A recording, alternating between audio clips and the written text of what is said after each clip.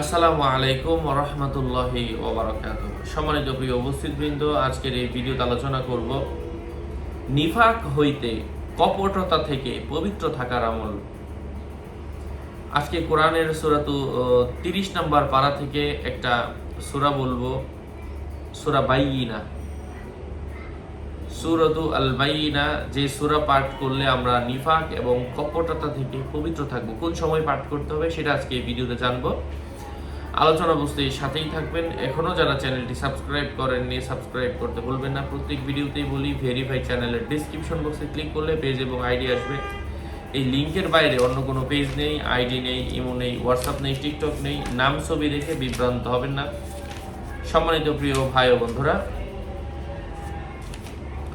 নিফাক এবং কপটতা থেকে পবিত্র থাকার জন্য, নিজেকে পবিত্র রাখার জন্য প্রত্যেক দিন এই সূরাটা, সূরাতু আল বাইয়িনা 30 নম্বর পারার মধ্যে লিখিত রয়েছে। এই সূরাটা এশার নামাজের পরে জাস্ট একবার করে পাঠ করবেন।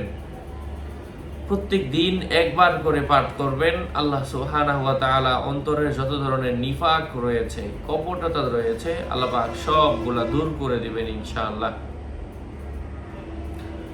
তো এই বিষয়গুলো নিয়ে আমি পর্যায়ক্রমে আমার চ্যানেলের মধ্যে বিভিন্ন আমল এবং দোয়া শেয়ার করছি, বিভিন্ন কোরআনের আয়াত নিয়ে, অথবা বিভিন্ন সরাসরি সূরা পাঠ করলে এই হয়।